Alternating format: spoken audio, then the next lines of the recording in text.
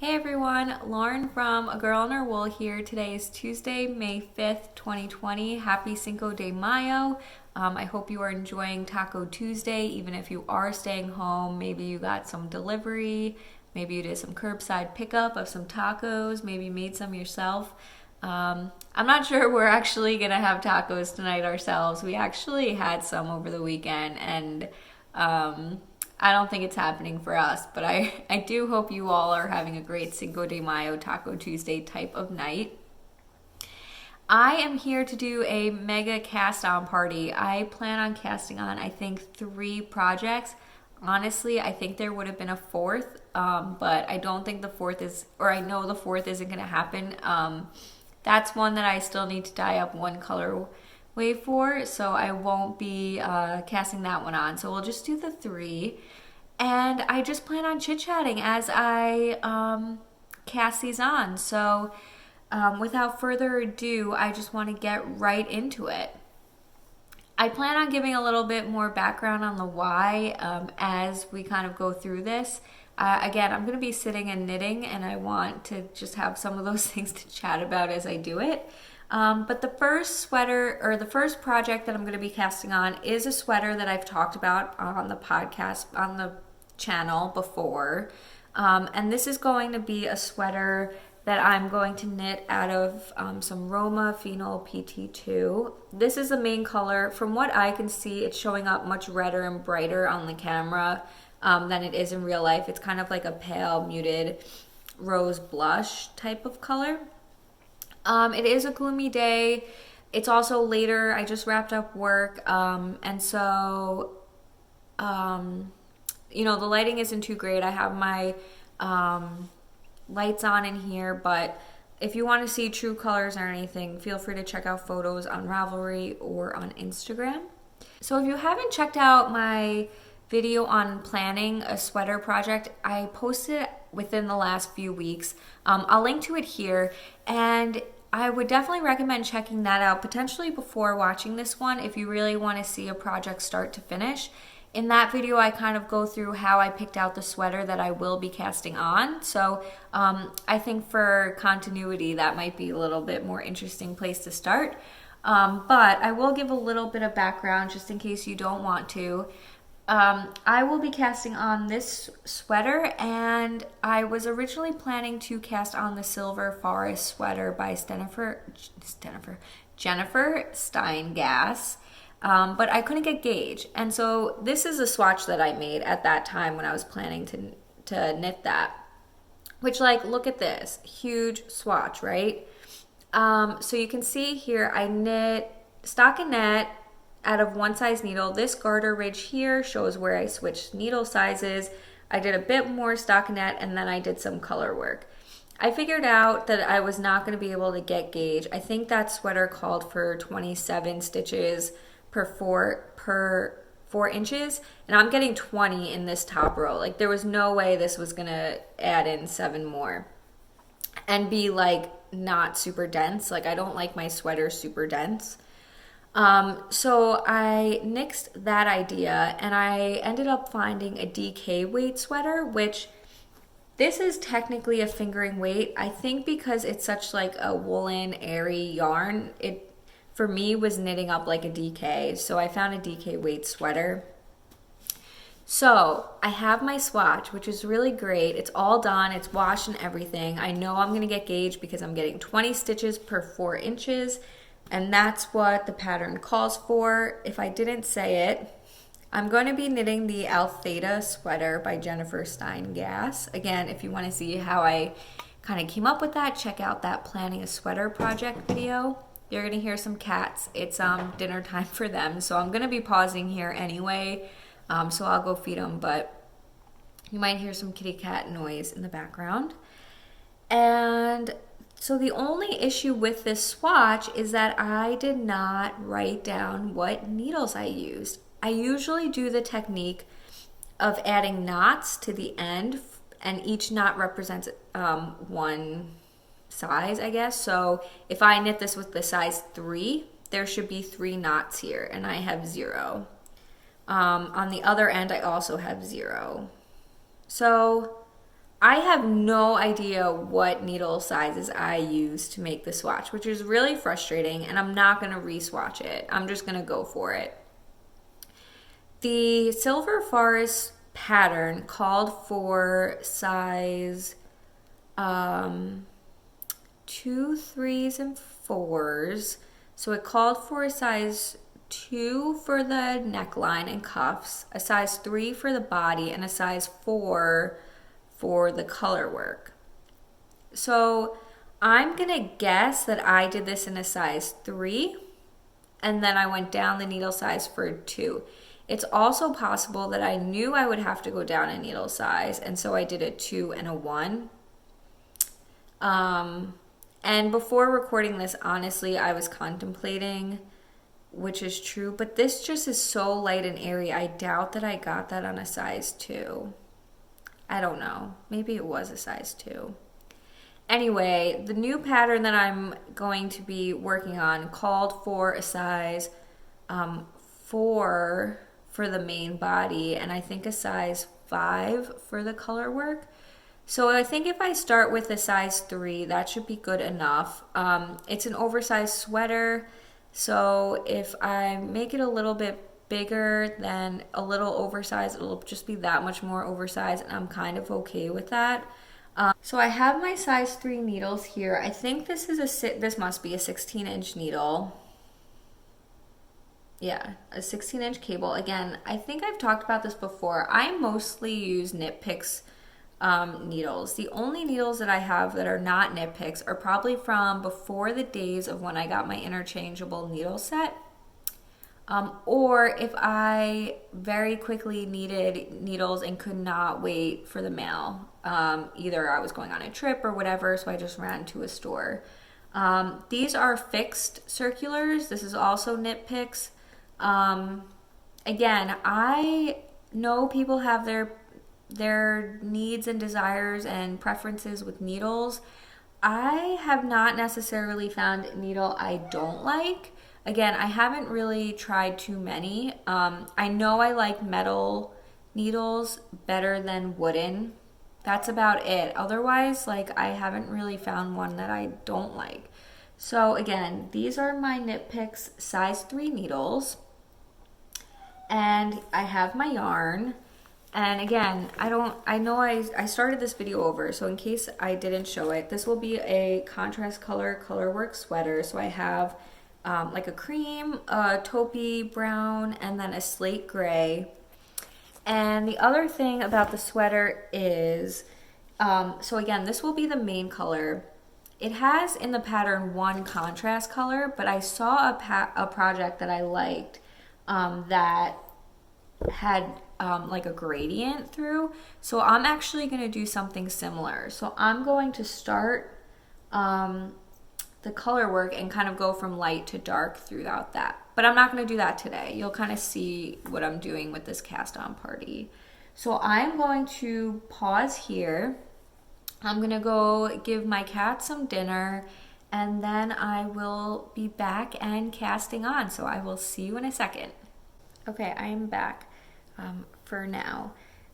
If you see me look at the ground at all, I have the pattern written, or not written, I have the printout of the pattern on the floor, so I just might be looking down. So yeah, I'm about to cast on the sweater. And a little side note, I actually went back and I decided to go down a needle size. I have to cast on 80 stitches, so let me just grab some yarn. So one thing that I do when I am casting on with the long tail cast on and I have a lot of stitches to do is, instead of kind of getting to the end of the long tail and you either have way too much or way too little, so I did my slip knot and I have it on the needle, and I end up taking the yarn and I fold it in half approximately, and I just put a little knot in there that I'll then take out later. And the purpose of that is that I'll know when I get there, at least like that's about halfway, and at least at that point, then I know then I know, okay, well, maybe I have to redo half the stitches, which to me is like better than the whole full thing. So when I get to that knot, I should be halfway. I'm going to be doing the second size of this pattern. So I'm casting on those stitches now. And again, I actually have a size 1 needle in my hand. So you always do the necklines in a size smaller. So I'm going to be doing size 1 for the neckline, size 2 for the body, and size 3 for the color work. Just kind of like thinking it through. I probably, like thinking about it, I think I did use a size 2 and a size 1 for that. And I think that was part of the reason why I didn't like it too, was I didn't like the idea of going down to a size 0. And I also looked up some of my other sweater patterns that I have done recently. So to kind of talk through that, I got this yarn as a Christmas gift, kind of. So this must have been 2018. There were a whole bunch of Black Friday sales like usual. And I went a little bit nuts that Christmas. The idea being that I think it was like, a lot of people were all knitting sweaters. I think we all have sock yarn in stash, but I never had sweater quantities in stash. That's like a big investment that I never really bought without having a purpose for. So I ended up getting a few sweater quantities on Black Friday. So I got this yarn, this Roma yarn from the Woolly Thistle. And so I got this yarn. And then I had bought a skein of yarn from Once Upon a Corgi earlier in the year. I think she was having a sale at a different time, and I bought a skein of yarn from her then, just wanting to try her yarn and have a sock yarn in stash. But again, I was kind of losing interest in socks even then, and I knew I was doing the self-striping club the next year. And so I ended up, when she did a Black Friday sale, I bought another one of the same color and a contrast color. And I ended up using that to make my Sipilla sweater. Sipilla sweater by a pattern by Caitlin Hunter. And that's done, and it's beautiful, and I love that sweater. I wore it to Rhinebeck this past fall. So that came out great. And so I bought those, the additional that I needed for the main color and a contrast color. And I got this yarn, and then I also got some Jamieson and Smith from the Woolly Thistle. So I bought yarn again earlier in the year to make Christmas stockings for myself, my husband, and of course our 2 little kitties. And I made them in like kind of colors that go with our house decor. So I bought like a royal, kind of like a deep blue, white, gray, and brown. So my husband's is in blue, mine's in brown, and then the color work is white. So his is blue and white, mine is brown and white, and then the cat's ones are both gray and white. And if you're thinking, why do you make Christmas stockings in those colors? Those are the colors of our house decor. I know you can't really see very much of it here, but we have kind of dark hardwood floors. The trim is all in white, and then we tend to accent with blue, and then our furniture is kind of gray, as you can see here. So I did it to match that, and I overbought that yarn. I bought way more than I needed to, so much so that I actually had a sweaters quantity left over. So I ended up making a Damjaka Lopa, the Flea cardigan sweater. I had so much white left over that was enough for the body. I had a lot of gray left over, so that's what I did the little fleas out of, and like the cuffs and the neckline. And then I used the blue and the brown as contrast colors. And so I think I only needed 2 more contrast colors. To make that sweater. So that Christmas I also got those 2 contrast colors, and then I made the sweater out of it. So I thought that was really great. I just had to buy 2 50-gram balls. I had a whole sweater quantity, and now I have that sweater done.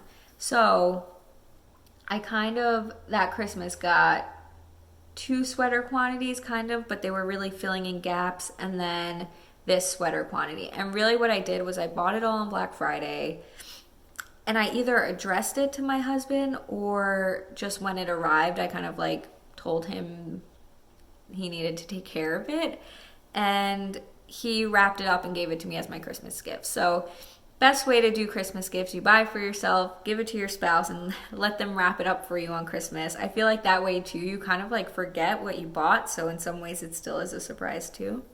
Anyway, so out of those 3-ish sweater quantities, I am down to knitting the last sweater. And again, it probably would have been done by now, but I didn't get gauge for that original sweater that I had. So anyway, I'm gonna take a quick break. I'm gonna count my stitches, and I'm gonna go feed the kitties again. Hey, I am back. So while you were gone, I was gone. I finished casting on, and I joined in a round, and now I'm just gonna do the neck stitches. So I just wanted to, you can probably hear Pai. I just was gonna mention the reason why I was talking through some of those other sweaters that I was knitting was when I was deciding which needle to cast on just a few minutes ago. I went back and looked at the project pages for what I used for those, and for both of those I used a size 2 needle for the body and a size 3 for the color work. So I'm just going to do the same thing with this one. Obviously it's a DK weight pattern, but I am knitting it technically a fingering weight yarn, and getting the same gauge as the pattern calls for, so I think it's all going to work out just fine. And those patterns were with like fingering weight yarns as well. So again, I'm using a size 1 needle right now, and then I will be doing a size 2 for the body and a size 3 for the color work. So if you haven't done too much color work, it's normal to go up a needle size because the floats make the stitches pull in a little bit. The floats being, if you look at my swatch, the floats kind of being, you know, where you carry the yarn between the 2 stitches, and that can make it tighter. I mean, you even see it here, how it pulls in there. And blocking obviously helps, but it's generally normal that you go up a needle size when you knit color work from what you would be knitting the same yarn with for stockinette. So again, I'm using my size 1 needle, and I'm just getting going here. So the reason why I wanted to kind of do this cast on party is a few weeks ago, and if you watch some of my Wednesday project recap videos, you would have heard this before, but I cast on my Honeybee Dance Socks, which is a pattern by Helen Stewart. And I knit them out of a pair of sock yarn that I had. This is my sock yarn bin that you can see right here. And I had I think I finished up a couple of projects. I think I finished up some charity preemie hats I was doing, and I finished up, what project was I working on at that time? I don't remember. If it comes back to me, I'll mention it. But I finished that, whatever that was also. Anyway, we were in the middle of a movie or a TV show or something, and so I didn't want to take too much time to find a new project, and I knew I could just grab a pair of sock yarn and go. So that's what I did. I said, give me 5 minutes. I ran over here, grabbed the sock yarn, wound it up, and went. I knew I didn't want to do a vanilla sock at that time, just because at that time I was craving something a little bit more. So I grabbed a more tonal sock yarn that I had, and I had all the patterns from the Handmade Sock Society season 1, so I just picked one I hadn't made yet. I picked a tonal yarn, and I made those socks. And I find that happens. I think a lot of times we get really excited about projects, and we plan projects, and we look forward to projects, but the actual casting on is a lot of work. You have to swatch, or if you did swatch, you have to gather all of the materials. You still have to find the right needles, like maybe they're in another project bag. If you watch my project recap last week. I only have one set of size 4 needles, and they're currently being shared between 2 projects. Winding yarn takes time. What's nice about the Roma yarn is that it comes in, balls versus skeins, so you don't have to wind them up. But there's a lot of work before just sitting down and casting on. A lot of times too, the beginning of projects are a bit more work that you have to pay attention to. You're not quite in the groove. If there's a pattern, you don't have it memorized yet.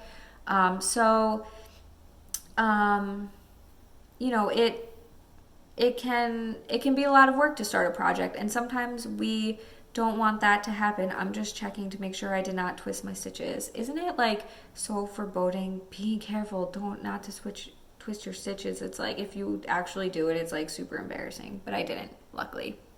So anyway, what I'm trying to do here is not necessarily become someone with a million projects cast on. I mean, obviously that is what's about to happen, but I still plan to knit fairly monogamously. The idea is just that I want to get a few projects in a place where when it comes up that I need a project quick, they're ready to go.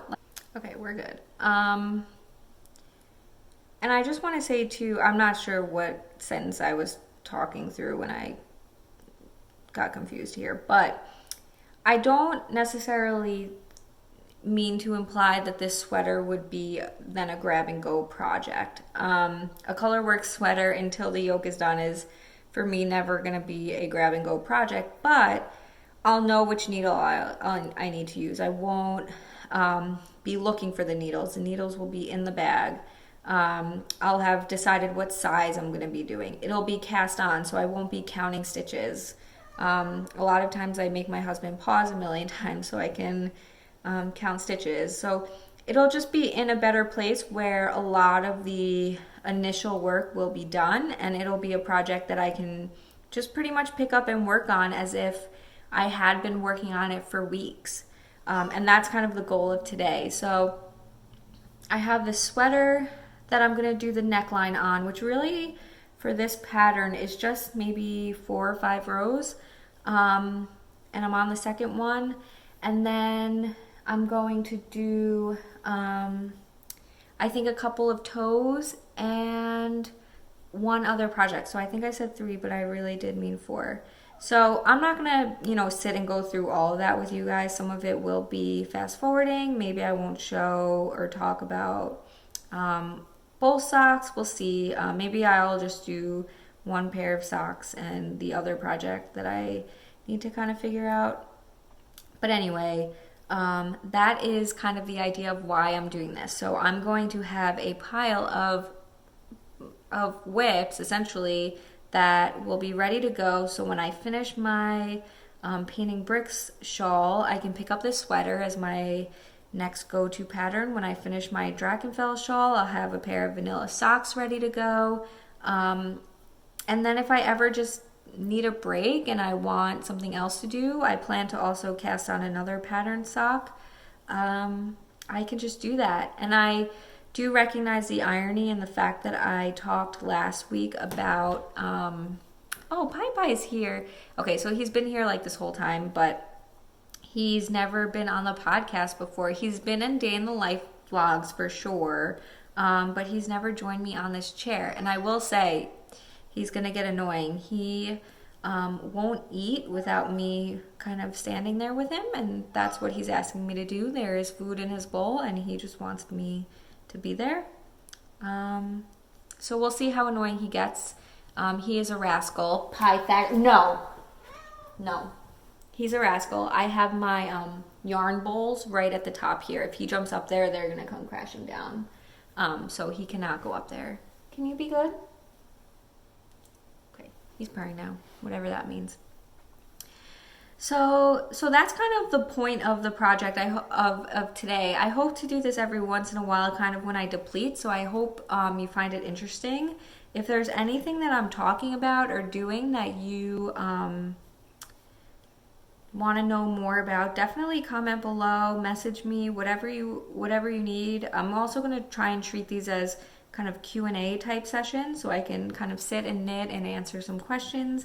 that have come up. So yeah, I think it'll be a lot of fun. Yeah, so I think at this point I have a few more rows that I want to do on this sweater. But I might now fast forward a bit, maybe go let Pai Pai eat. Anyway, his name is Pythagoras. I'm a mathematician essentially. I have a master's and a bachelor's and a master's in mathematics, so I am technically a mathematician, although I don't normally introduce myself that way. And my cat's names are Pythagoras, who you might know from the Pythagorean theorem. I don't think Pythagoras actually had anything to do with the Pythagorean theorem, but my math history is not up to par. But we call him Pi or Pai Pai. But he'll answer to Pythagoras as well. That's typically what I yell when he's in trouble. And then his brother is Fibonacci, which you might know from the Fibonacci sequence, which is probably, I don't let my math nerdiness show too much, but I do, well, people who know me are probably laughing right now.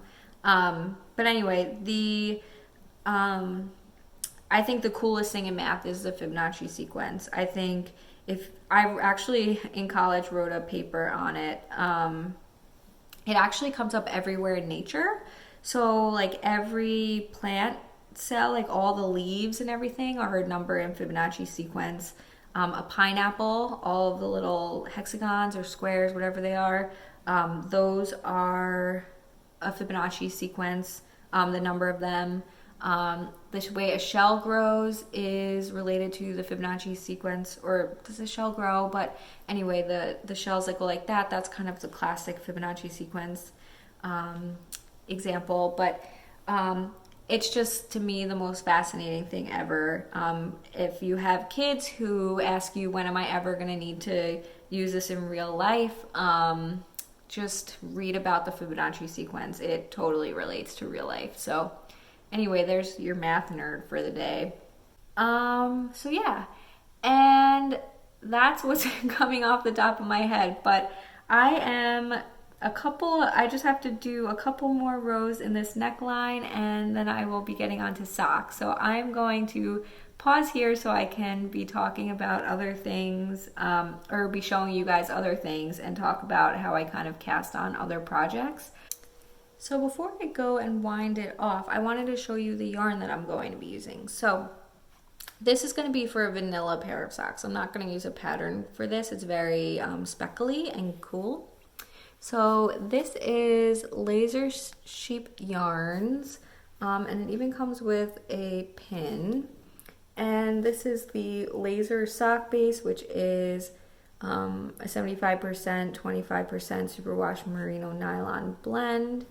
And the colorway, so the base is called Laser Sock, and the colorway which is on the pin, which is kind of cool, is Sheep Are Friends, Not Food, which is a reference to Finding Nemo, which is Fish are friends, not food. So you can see the pin there with the colorway. And so this color is, I would call it a white, neutral base, and then it's just speckled with different blues and teals and black and orange, and you can definitely see the Finding Nemo-ness of it. So I knit all my socks with size 0 needles. Again, I'd say this a million times, but I am definitely a loose knitter. I have my little needle gauge here. Okay, so this is a size 0. And because these socks are going to be vanilla socks, I like to do them 2 at a time. And maybe I said that and I didn't wind these into a ball. All right, we're not going to do it 2 at a time because I don't feel like winding into 2 balls. See, again, that's what the problem is. You need to do so much work to cast on a project. I don't want to go through, and I probably will. Okay, change of plans. I am going to do these 2 at a time because I really do want to. So I'm going to wind this into 2 balls. Again, see all the prep work that I'm doing before casting on. These balls are all ready to go, but I think I'm actually going to use a contrast color. And I actually do think I'm gonna use black. So if you look at it, there's a lot of black in there, and I think it'll be cool. It'll almost be like black and white socks in a way. I know there's speckles of orange and blue, but I think the black and white will look cool. I think the other option is gray, which I also have plenty of, but I have a ton of black, and I think black will work with this one, so I think I'm gonna do that. So I don't actually need these, but I am gonna put them in their project bag. I have my needles here still. I have 2 balls of this yarn ready to go, so I can use that for my socks. So again, I'm just gonna cast them on and chat a little bit.